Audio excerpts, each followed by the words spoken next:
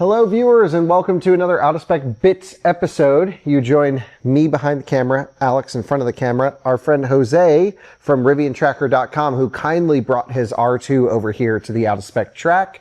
And Alex, we did this with the Model Y last week and people seemed generally pretty interested. Yeah. In sort of maybe a non-super technical, but just an underbody review. We're going to pull some panels off the new Rivian R2 and see what's going on. Yeah. Before you work your magic, and I'm going to let you roll with this one, I want to tell everyone just a little bit about the R2. This is basically a $60,000 electric SUV. It's the dual motor performance variant launch trim. This car just went on sale very recently. It's dual permanent magnet motor with a front end clutch disconnect. The Rivian claims it has an 87.9 kilowatt hour battery pack. Right. But during our charging session, we just added over 90 kilowatt hours to the battery. That's after losses and everything. That's what the car said went into the battery. We actually delivered almost 100 kilowatt hours to the car. Right. So someone's lying. Yeah. Because that doesn't make sense. The math don't the math ain't mathin', that's right. So, again, we want to thank our friend Jose at Rivian Tracker for bringing this by. He runs a great news site for Rivian daily updates on product and company. So we'll leave his YouTube channel linked below. You'll see a lot of videos from him on his R2, how-tos, living with it, ownership updates, and then the website for daily stuff. With all of that out of the way, Alex, tell me what we're doing here. Yeah, so we're just going to kind of take a peek underneath the Rivian here on the rack. We'll pull some panels off and just kind of see a little bit of what we've got going on. Yeah, it's totally different than R1 from an architectural standpoint. You have a structural battery in this particular one. Yep, indeed. Unlike R1, which was kind of this like body-on-frame and unibody hodgepodge. Right. This is a really cool design, actually. Totally optimized for cost. So Rivian kind of learned everything from R1 and took a couple £1,000 and many thousands of dollars out of the R2. And it is a different car, but it doesn't feel worse in many ways. It's pretty impressive. Yeah. So anyway, let's roll. Let's take a peek underneath.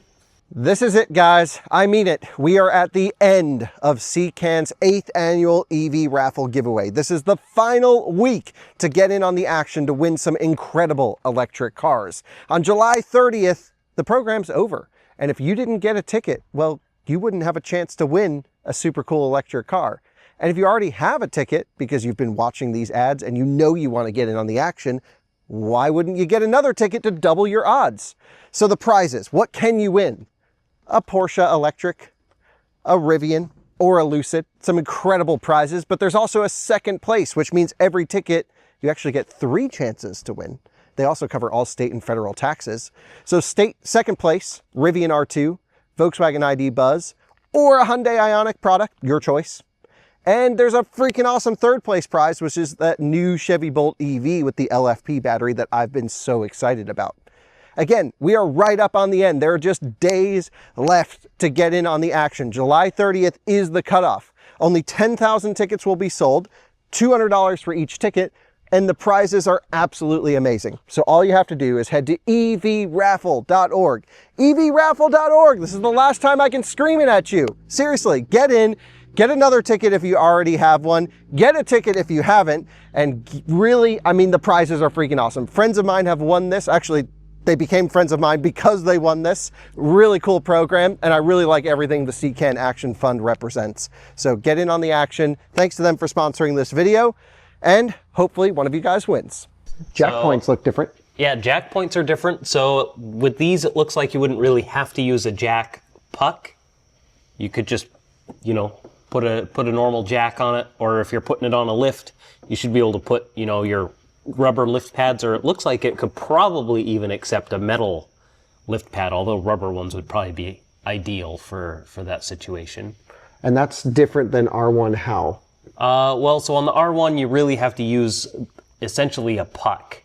There would be a little removable, circular pop-out piece, and then you'd have a metal puck that would slot in there with an O-ring to retain it, and it would have a little pin that goes in, and then it would go into place, and it would stick down from the body I don't know, maybe about 1.5 inches or 2 inches. And that would give you a place to actually lift from. Whereas with this, you don't have to have any of that. That's just your lift point. And they certainly made it plenty obvious for you to know that that's where you should jack it up at. That way it doesn't get damaged from, a tire shop or whatever that doesn't necessarily know where it's at. That's pretty obvious that that's your jack point. Yeah, and I'm a big fan of this. I think the R1, I've run into multiple scenarios where I either can't find the puck or we have a viewer car. Actually, even today, we were changing the wheels on Scott's R1S. The jack pucks were in my R1T, and we had to makeshift our own thing. You actually found a set of pucks that you had over I had at a your set workshop. of pucks that I had ordered that I had never actually used yet. So I had to dig them out and find them. I'm going to scooch up under here with you. Alrighty. What do you think? Should we start front or rear? Ooh, front. All right, let's go front. I'll get my impact. By the way, just wanted to mention, this is a complete slab. Yep. So we've got a plastic sort of skid plate on the battery. Right. This is actually a nice material. It doesn't feel like it's going to disintegrate over time. Right. It feels plenty durable. It's not going to fall apart. That was a problem on like early Model 3s. Yeah, early Model 3 and Y, they used like sort of that pressed fabric felt material for the front and the rear aero shields, and that stuff, it just falls apart. I mean, you hit even just the tiniest little bit of road debris, and the stuff just rips and tears apart. Yeah, and I wouldn't say this feels like a skid plate, but it does feel fairly robust to take a small hit. Yeah, it's pretty robust. I mean, it's not a skid plate, right? It's not meant to, to support any weight or anything, but it is going to protect the components. I mean, obviously the main job of this is aero. Now, we just filmed a video underneath the new Tesla Model Y Performance, which, a lot of people may not be cross-shopping them, but it is a direct competitor to this vehicle. Same kind of class, price, Yep, whatever. Performance, SUV, blah, blah, blah, daily driver type thing. Exactly. The aero differences between that vehicle and this vehicle, totally different underneath. Yeah, this is basically just like a flat slab underneath, where the Model Y was very contoured. I feel like the Model Y was probably a little bit better optimized around, some of the control arms and stuff, especially that's in the the rear. really biggest thing that I was noticing was Model Y had all these little pieces to stop these air pockets from coming out. Right. And that's actually surprising to me because at least on paper, R2 is extremely efficient. Yeah. And I'm surprised how they got that much efficiency out of it with stuff like this hanging down and just air, like this just looks like an air grab, but obviously this might deflect when it's, when the air is coming over the car underneath that area. But it seems like there's quite a bit more open space under here than in Model Y. Still though, very nicely done, just good protection all the way through. Yeah. Another thing I like to see here is there's no clips on the bottom panels, which can be a little bit annoying for service stuff. It's all just fasteners. So all these are, presumably they're going to be M6. They all just have 10 millimeter heads. So yeah, just M6 fastener. And there's just a bunch of them. Not an excessive number, but enough that it holds the stuff on there. Well, it looks like that's our pedestrian warning speaker right there. Oh, yeah. So we got the little grill for it. And I believe that also acts as the horn for the car. Mm-hmm. Oh, okay. So we have a speaker-based horn then. Okay. I'm going to get the rear ones, and then I'll leave the two kind of in the middle for last. So we got one. Watching a technician at his peak performance right now. And that is the last one. First time dismantling an R2. Indeed. Rip When they're out of warranty, they'll be coming to your shop. Okay. all that water. Yep, we got a lot of water trapped in it. Yeah, it was raining today, that's for sure. I'm just going to slide that up there. One thing I noticed was actually after we were done charging this and the AC compressor had been running, you pulled away and a bunch of water dripped out from underneath it. Oh, yeah. It didn't like drip while it was... It was inside this panel. It must have been, and then it just kind of fell out when you accelerated. Right. I was like, oh, okay. So here we can see the front of the battery pack right there. Oh, yeah, let's So we can actually see a couple of our coolant lines going in. Mm-hmm. I've got an additional light here. This is again, a structural member of the battery pack structural member of the car is the battery pack. Right. It's similar to like Model Y 4680 or Cybertruck, Yep. where the seats are bolted to this, and this is part of the crash structure Right. of the vehicle. So this is, if the battery pack is effectively the floor of the car. Which is really cool. Right, It's really neat. 4680 cells Yep. from, I believe, LG. I'm also noticing that they've got the subframe really integrated into the battery pack mounting. So these frontmost bolts for the battery pack and rearmost bolts for the subframe go through both into the body of the vehicle. And then we've got sort of some additional shear plates, which are also acting as protective. For those high voltage lines. A protective measure for the high voltage cables there. And we've got big TE connector. That's a different style than what I'm used to seeing, although it's similar to what you might see on a Model 3 or a Model Y, or a lot of other Tesla stuff. We've got some smaller high voltage cables. Presumably those are going to be going up to the heat pump unit. Yeah, well, let's see those right there. Yeah. They're right up there, kind of running Yep, I see sort of those along in the the back. firewall. Yep. And the nice thing about this is I don't believe there's a PTC heater in this car. Right, I think heat it's pump just only. heat pump, and then it will run waste heat from the motors to precondition the battery or whatever, create waste heat Right. for whatever is needed. One note on that, actually, I was driving it today, Alex, and it started to warm up for Okay. a charging session. Yeah. And I was in conserve mode, which should be primarily rear wheel drive because Okay. they're both permanent magnet motors, but this is the secondary axle up front. And it reconnected the motor to run slightly out of phase to create waste heat. Right. So Yeah. even though I was trying to be efficient on the highway, it actually connected this and was running as a Yeah. heater. Interesting to see this plastic piece Yeah. on the bottom of the drive unit. Is that supposed to be maybe a filter element for gearbox fluid? Well, I don't know why Yeah. you would do a plastic piece right there. Yeah, right on the bottom. I mean, Yep. it's pretty well protected from the subframe there, but I mean, that seems like a place where you could bash into something and potentially break that. Yeah, or have sort of a impalement from the way up. I'm sure someone will sell an aftermarket metal skid plate for R2.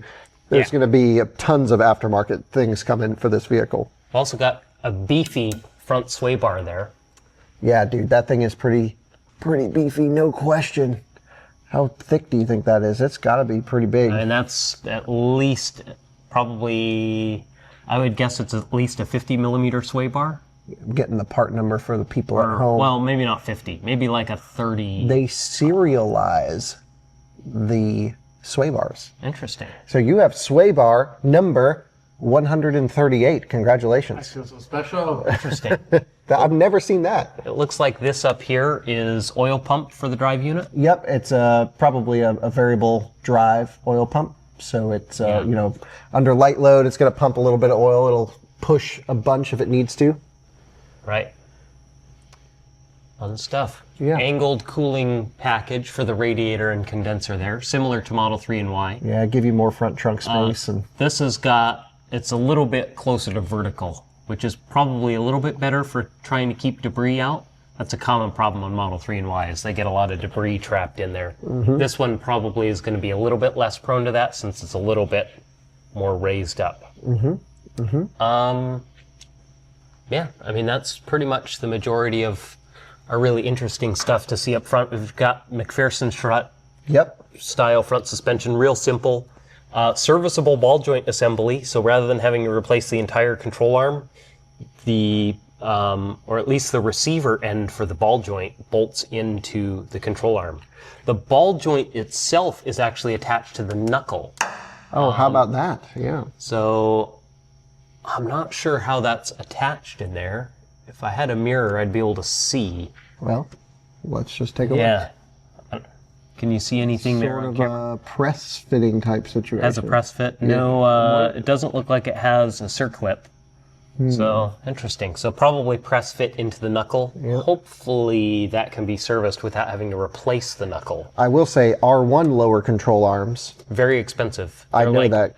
$850 each. And I need 2 of them on my truck, so we got to order those. I and forgot about that. it's pretty major to do the lower control arms on R1 as well, because you have to deflate the air suspension and depressurize the hydraulic system too. Right, which means you need actual factory tool access, Presumably, yes. which is quite expensive. Yeah.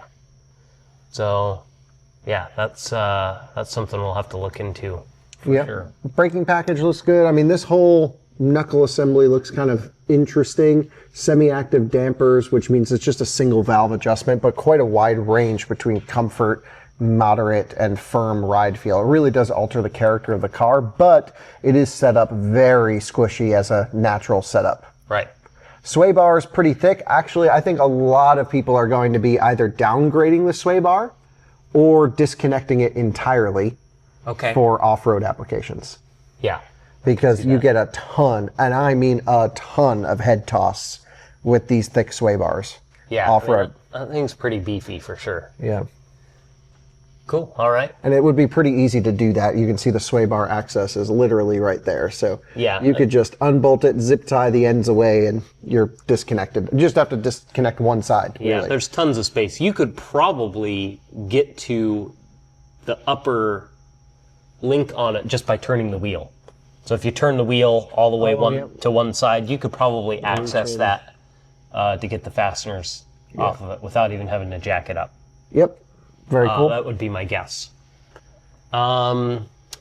Yeah, so it's interesting that the battery pack is not painted black. Yeah, actually, I wanted to talk a little bit more about the battery pack over here because from my understanding, the way that it's laid out is this is essentially crush space on the bottom. It's got, sort of a sacrificial space layer in between. So if there were any damage to the bottom of the battery pack, it has an amount of space that's acceptable intrusion, essentially. Right. And also for protection. would be for venting space, and then there's also these umbrella valves, and also, well, I guess there'd be more valves around the battery pack. Right, That presumably would go, so. yeah. Vent tube stuff. Yeah, we've got more, is that more coolant lines going back this way? Or is that just going around the battery pack? It looks like they might be just going around. Might be for the rear drive unit. Yeah, for the rear drive unit. All right, so should we look back here now, Alex? Yes, All let's right, take let's a swap positions. We'll take a Hello, peek back Jose. here. Get the light on back here. I'm going to start at the very rear. It does kind of tail up a bit in the back. Yeah, it does. Sort of a diffuser starting from just behind center point of the rear axle.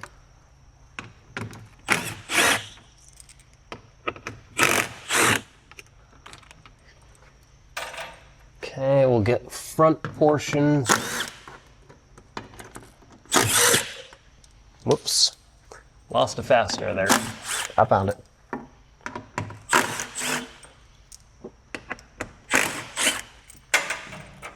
I really like this plastic material under here. Yeah, it's I would say it's quite a bit thicker than what you might see on a lot of cars. So hopefully it should see some pretty good durability. Yeah, it feels much more rugged than your standard underbody I think material. I actually got all the fasteners out, so it should just be sort of clipped in on There the we front go. there. Sweet. So I'll just slide that one back. We should mention this car has about 1,100 miles on it or so. Right. And was just taken delivery of yesterday. Right. Okay, so in the rear, Wow, interesting back here. yeah. So bigger drive unit, it looks like. Yeah, or But it's also just it's not so enclosed within the subframe. So we might Right. just really be seeing more of it. right, you also have, inverter in line rather than on top. Right, so that's our traction inverter on the side. The other one was also on the side. Yeah. But it's flipped around the other way, so it's actually on the passenger side rather than the driver's side. Some NVH casing Yeah, a around. little bit of NVH around the side of the motor there. Yeah, electrical connection up here. And then the inverter on the rear should be silicon carbide, and the front should just be IGBT silicon. Right. Yeah, so we've got a really short cable run from the battery to the drive unit there. That's really nice. And then that one is going to be going to the front This actually looks like the exact same connector that you'd see on Model 3 and Y drive units. For the front drive unit? It looks extremely similar. It may be the same connector. And then that's probably going to be our heat pump. Probably so. And then basically this whole upper aluminum section is going to be the power electronics. Right, they call it the powerhouse of this one. Powerhouse. And so the one thing that is kind of an unknown is all of the power electronics are new on R2 when compared to R1. Right. So DC to DC, onboard charger, the list, you know, et cetera. All brand new, all miniaturized, and all put up in the powerhouse. Serviceable from the rear seat. Right. Which we should actually look up under there. Yeah, we could take a peek at that for sure. And that's similar to Model 3 and Model Y as well. So all serviceable under the seat. And that's kind of a trend that we're seeing. It's becoming really common across the industry. EX60 is going the same way. iX3. Is iX3 set up the same way as well? Yeah. Yep. So, I mean, it's becoming a very common, what would be the right word? Yeah, architecture Just decision. architecture decision, basically, for layout. And we can also take a look and find the 12-volt battery under there. I'd like to do that. Yeah, because the 12-volt battery should be like basically, up here. you know, right above this area, just under the rear seat on the right side.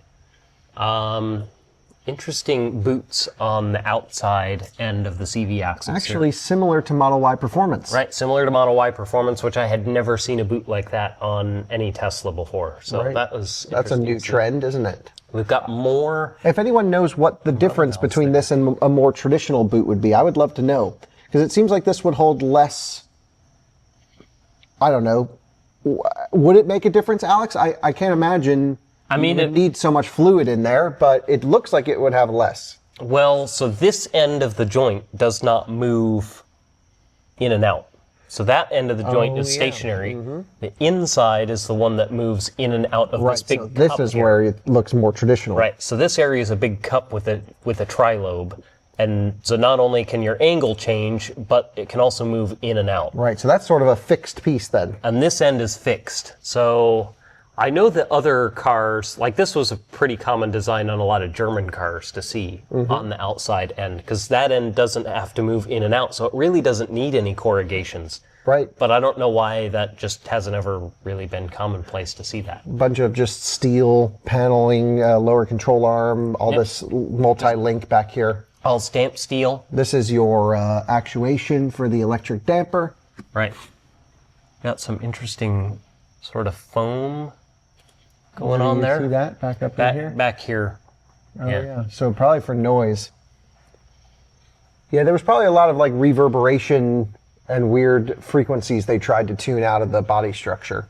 Yeah, it's interesting. Because it is quiet. It really is not boomy, this car. Yeah. They did a really nice job keeping everything quieted down. The rear sway bar is put in a really interesting location. It's actually all the way on the back side of the subframe. Right, yes. It's all the way back here. Yeah, that's kind of a unique setup. That's a little bit non-traditional, I guess. Yeah, I mean, the whole linkages and the way they have this thing set up leaves a lot of room for playing in the aftermarket as well. Because the car is set up, again, pretty soft. This is quite a complicated rear suspension setup compared to the front. I mean, we've got a 5-link rear suspension compared to just very simple McPherson strut in the front. And what's interesting is the back end of the car is actually not that well settled down. Okay. So you'll hit a bump and it kind of porpoises on the rear. It's got just a little bit of that R1S DNA in there. It's way better tuned. It's really nice, but you can tell it's just a bit, I don't know, almost feels a little bit undersprung in the rear. Yeah. They did put a skid plate over that plastic piece on the bottom of the rear drive unit here. So actually, and it has that same plastic piece in there? Yeah, you can just see the edge of it right there on the underside of that skid plate. How about that stick out more though? Yeah, I mean this one would be a lot more exposed, so. Yeah, shout out F-150 Lightning and Ford E-Transit. Yeah, those things have got giant skid plates. Yeah, and they just hang so low. Yeah. But yeah, that's a pretty substantial skid plate they've got on there. I mean, that's probably 1/8 inch stamped steel there, so that should protect it pretty well. Should do the job. Good stuff. Yeah, looks pretty nice all around. I mean, from this whole situation, some weird overspray on the rear section of the battery here. It's got gray primer, sort of overspray all over it.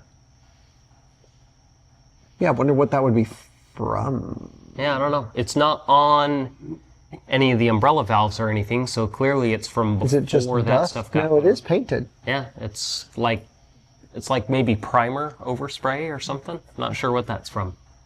Also, I'm not sure what all these little clips are for. The shield doesn't go into them?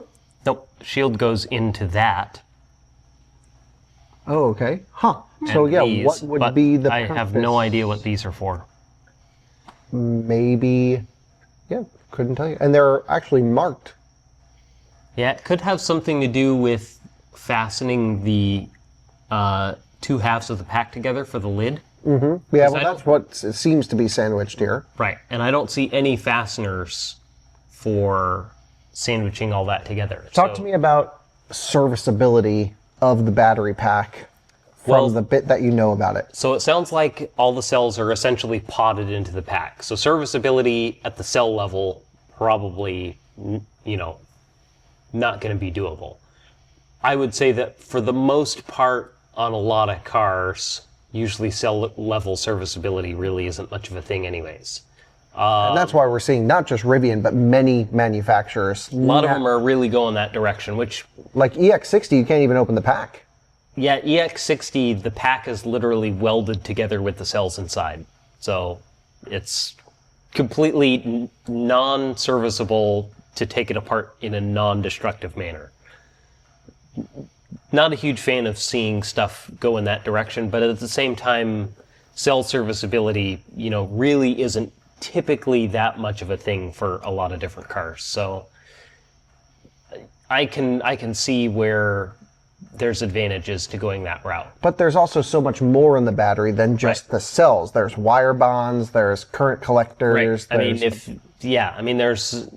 So you've got your cell group connections or brick connections, depending on what kind of terminology you want to use, for how the battery management system measures the voltages on each of the cell groups. And that's a common failure across EVs over the years. That's a common failure point for a lot of different EVs, actually, especially a lot of the legacy model Teslas. That's real common. And same for other stuff too. Usually if you have multi-cell packs where you don't have just a single cell in parallel for each group, if you end up with a few cells that are weaker than others, it doesn't really cause so much of a problem. Time will tell how they hold up. Hopefully we don't see cell issues or anything like that, and hopefully they've got the architecture for all of the connections for the battery management system dialed in, and that doesn't cause any problems in the future. It's kind of one of those things where it's got to be good, or it's got to you're be screwed. good, or you're kind of screwed. So. And that's something that just we'll know in 5 years from now or 8 years from now. 5 years or 10 years or, whatever the case may be. As far as the electronics side on the battery system, so all that stuff is accessible from under the back seat, and that whole assembly should be serviceable. It's actually kind of mounted to the battery pack as almost like a whole separate module, but I imagine that some of the individual components in there are serviceable yet. We don't have any service manual data for R2 yet, so hopefully when that stuff comes out, I'll be able to kind of take a peek at how a lot of that stuff would work, at least as far as official service procedures go. Will you get theory of operation in all data? Probably not theory of operations, but I would be able to get service manual stuff hopefully whenever they release that. Okay. They haven't released anything for R2 yet that I know of. They just have R1 and EDV. Before we go and take a look under the back seat, maybe you could just give everyone a quick update on what third-party repair is like for Rivian vehicles. So for third-party repairability stuff, it's still quite expensive for third-party shops to get access to the service data. So the service manuals can be accessed through third-party service manual databases. That's the oil pump running on the drive unit there. On front and rear. I can hear this one going too. Yeah. So I wonder... I think the car unlocked. Okay, but that's pretty loud. Yeah, it makes some noise. But yeah, so for third-party serviceability stuff, the service manuals are available through services like AllData. I don't know if they're available on any of the other service data information databases, but they are in AllData. I think only if you have like a sort of a shop-level professional plan where you have access to the whole library. I don't think you can do a single subscription for just the Rivian stuff, at least as of right now, or last I checked. To get access to it through Rivian, they have subscription packages that give you access to different levels of information. So you can get basically access to just the service manual. You can get access to the service manual and the diagnostic software and some basically training information on how to do different procedures.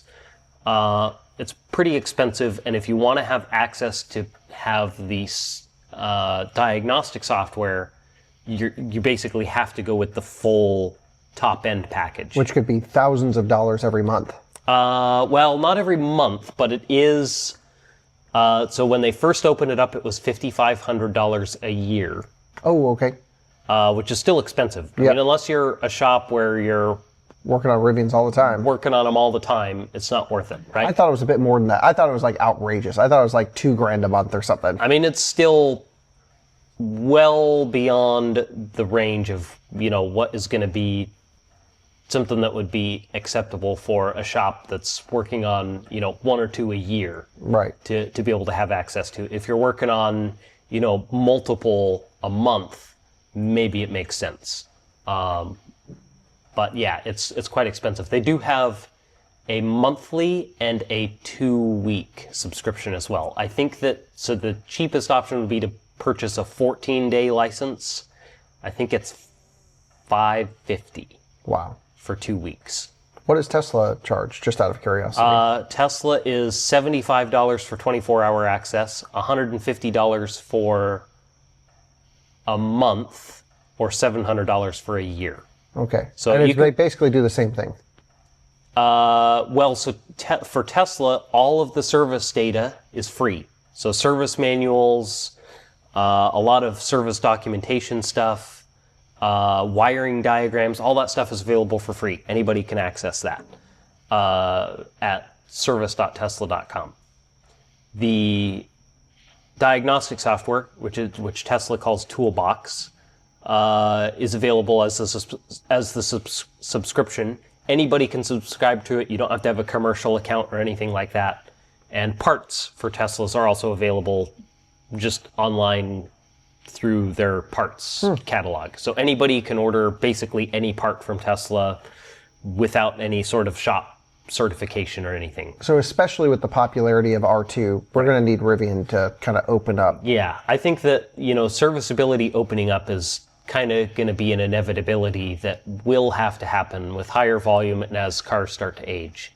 Your R1 has 75,000 miles on it now, right? So it's outside of its, bumper-to-bumper warranty coverage, and there's not really a whole lot of service options outside of Rivian, at least for anything that's going to be a more in-depth repair. Even doing lower control arms, like my bushings are gone, but you got to drain the hydraulic or dump the pressure out. And if it's a $550 subscription just to get access to the software to do that. Right, plus all the labor and everything. Plus the labor and... we should still do it ourselves because it'd be kind of fun. It'll be interesting to see it all, for sure. Yeah, but a normal person would just bring it to Rivian, and then Rivian's guaranteed that income. But $800+ for lower control arms, come on. That's each. Yeah, yes. each. Yeah, that's which crazy. is crazy. And used ones are up there too. Yeah, used ones are pretty expensive, and there's zero aftermarket options, at least as of right now. And so I think a lot of that is going to change with R2. I think we're going to see a lot more aftermarket interest and support, hopefully more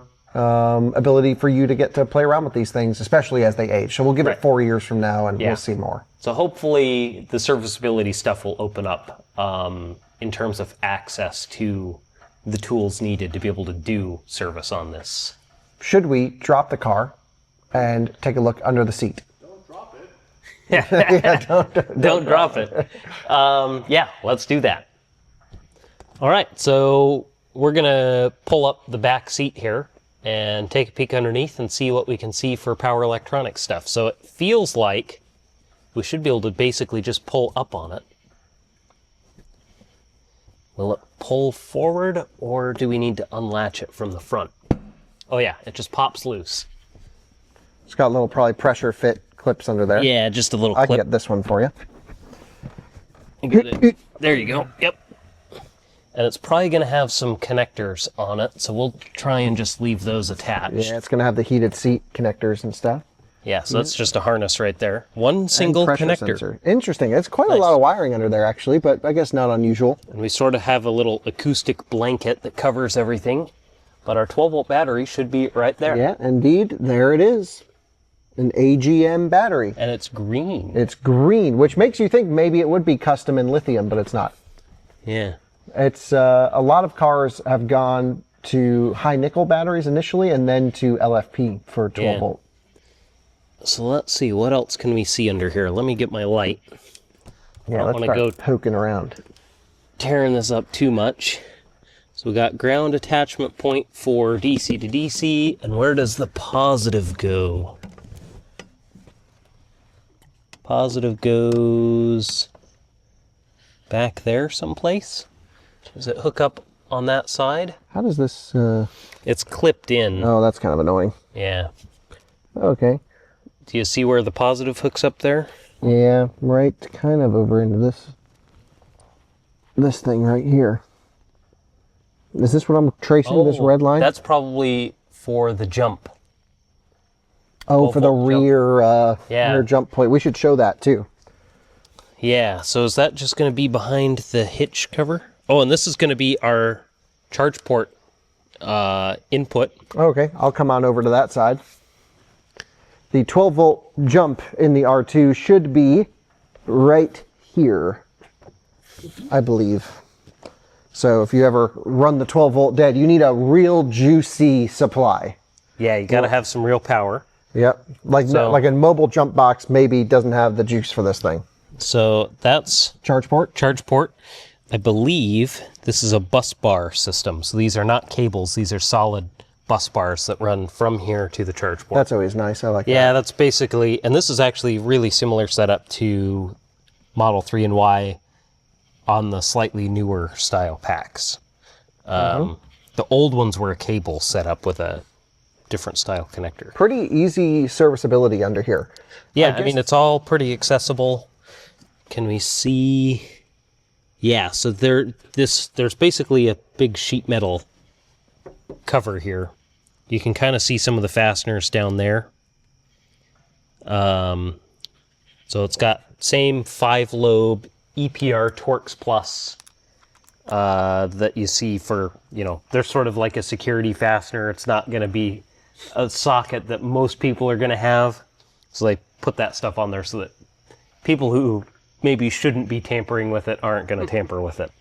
But yeah, that's pretty interesting. There's another high voltage connector here. Yeah, I was looking at that. Not sure where that goes. It goes into this harness. And Could it be heads for towards the back. AC charging? Because you essentially have to do AC and DC. Well, those typically are just going to go through the same bus bars. And then internally it'll do the switching. Right. Yeah. A little AC-DC switch. So what would the other high voltage cables go Not to? sure, but it looks like the harness that they're going into goes towards the rear still. So, don't know. It's a good question. Yeah, what would need high voltage in the back of the car? I'm sure there's a Rivian engineer screaming at his computer right now. Yeah, don't know off the top of my head. It's interesting. Okay, so what else do we have going on in here? We've got low voltage connections. Oh, and there's our positive for the DC to DC. So, right back there. You can see where it plugs right into the top. See that. And this cable runs from here, and I think it loops all the way around the rear and goes back to the battery. Is that where that's going? Yeah, for the Yeah, jump. so it loops all the way around, which is odd, but... Well, it might loop all the way around. It definitely appears like it does. Well, yeah, it at least goes into this harness, which comes back to here, and then it kind of does a Y split. So one side goes back, one side goes forward. It might be going to probably one of the centralized controllers that... Yeah, there are, one thing about those high voltage lines, there's what, three ECUs on this vehicle? 3 ECUs. Are all of them fed by the low voltage system? I think the answer is yes. Right. But I couldn't imagine an ECU needing a high voltage system. No. But yeah, I wonder what that connector would be for. Don't know. Have to find out at some point. There's nothing suspension-y that would require anything more than low voltage for the actuators. So should we try and take a peek at the... Yes, the jump point. Jump point. So... It's right here. It's on the side. Over here. Oh, it's going to be on the side. Yep. Okay, Unless so in that's the toe point. tongue hitch, but I think it might just be a combination. Let's see. Might need a trim We have panel. a plastic trim panel tool. I'm sure we do. I have all my normal tools in my bay, but we've got a plastic doohickey right here. I don't want to mar anything up. It's also 12:30 in the morning. Yes. Here we are, living the dream. That's right. Trying to get as much content for the folks. There we go. Yeah, that pops off. Very easy. Yep. There you go. Okay. Is there a towing eye hookup in there? Doesn't look like it. No, there is not any place to put a tow eye. Up front? Well, if you crash it into something, Yeah, that's fair. I guess you could pull it out from the trailer hitch. Yeah, you could pull it out from your chain attachment points for the trailer hitch, but those aren't really not designed load. to pull a lot of load. They're an emergency chain hookup for a reason. Thing looks interesting. So all we have is a positive. There's no ground. No ground. Oh no, it's right here. Okay. You just have to pull it out a little further. I was going to say our R1S had both of Yes, those. there you go. They always look chewed up from a distance, but they're not. Yep. So there you go. That's your little jump wires if it goes dead. So if it goes dead and you need to get it into tow mode or whatever, that's how you do it. Just That's really a little panel slick right there. design. Yeah, it's actually pretty easy to pop off of there. That's nice. I mean, even if you didn't have an actual tool, I mean, you could pop it off with a key or whatever. That's right. Cool. Nice. Should we look under the front trunk and see if they have the magnetized things like the R1s have? Oh, I did think that was a pretty cool thing. It's only in the front. Oh yeah, only towing eye up And front. it's only for the standard with no tow. Oh, interesting. So if you get anything but the standard, you have the recovery points built in. Oh yeah, it's this little... Oh yeah, there we go. It's quite a pop. Yeah, it's quite a latch on that thing. So I'm going to guess this is all magnets. Yeah. Is it just like R1? Nope, it is not. It's clipped in. How about that? Yeah. Interesting. Yeah. Good luck getting those clips back in. Yeah. Well, I don't think it'll be too difficult. Just got to get everything lined up. Is there anything cool under there? Oh, Just interesting. radiator, So- right? Pops on like that. What? Yeah, so I think it's supposed to slide forward into place. So Oh, I might okay. have to pop it all the way off and then Slide do it. a number. Okay. But I might be able to get it on there. If I can get the tabs around, they're pretty flexible. There we go. Oh, nice. Good as new. Back into place. And underneath here, Underneath the frunk tub? nope. Oh, underneath that. So you have your air inlet over there for your HVAC right. system. So you've got your air inlet there. You've got washer fluid. That's nice. With the Easter egg on it. When you open it, Oh, it has a doesn't- little skunk front. Oh, yeah. Oh, it's a skunk. Why? Front, it's a joke on the frunk and a skunk. It's a frunk skunk. Yeah, that's it. I don't know, ask Rivian. Okay. There's also, where is it? Yeah, there's another thing somewhere here. Jose's on the Easter egg hunt. There's a lot of Easter eggs. What do you got in this thing, dude? What is that doohickey? Is What this is a that? Oh, it's a... Is it like a tripod It is a thing? tripod. Okay. Yeah. I'm like, I don't know what it is. I haven't put it. Did you show them the front license plate? Oh, front plate mount? It has it. Thank God they didn't put it on, but it has the it looks like the Rivian front. Oh, yeah, it does. Oh yeah, that's cool. Yeah. It's got the little. Yeah. Yeah, don't put that on. It actually blocks a part of the front camera. Oh, it blocks the camera. Uh-huh. It blocks a portion of the camera, and then when you look at the screen, it shows the front license plate. So it's really poorly designed. That's Yep. not ideal. Nope. Well, you shouldn't put a front plate on anyway. No. Thank God Florida doesn't have one. Yeah, same here. They actually don't even give you a front plate here. Yeah. Sweet. So, Alex, anything left to look at on R2 for our down under explorative trip? Probably not without getting too invasive. But yeah, pretty cool stuff to see what they've got going on here. A lot of similarities to some other cars and some That's what I was going to differences ask. as well. Comparison to maybe like, okay, Ioniq 5, which is a common probably car people are going to be coming out of into this. Right. Comparison to Model Y, of course, is the easy one. Yeah. And whatever else comes to mind. What's your impression on how this is put together? Well, Ioniq 5, or really any eGMP stuff, I don't have a ton of experience with, although I am going to be doing a motor swap on one here very soon. So that'll be interesting. Yeah. But yeah, I mean, it seems like it's a pretty well put together, setup. Yeah, I don't see any real issues with the way things are put together on this. I mean, serviceability-wise, in terms of like normal things that you're going to service, suspension, all that stuff, it all looks easy enough to access, and yeah, doesn't seem like there should be any real complications there. Yeah, so in terms of owning one long term, assuming everything in the battery is good, assuming software is good and ECUs hold up, all that stuff, suspension, brakes, even some high voltage DC to DC type related equipment, all very easily serviceable. Yeah, all that stuff is readily accessible under the rear seat area, and that seems to be becoming commonplace for a lot of different vehicles. Yeah, I know there's a lot of folks out there that are thinking about buying an R2 and keeping it long term. I would say I feel much more comfortable recommending that after seeing how this car is put together. Yeah. Yeah. Cool. Seems pretty solid. Well, thanks y'all for watching. Alex, thanks for doing this at midnight. Indeed. And I guess we'll charge the car up to full and get ready for more testing first thing in the morning. Sweet. See y'all on another one again soon. Bye-bye. Thanks again, Jose.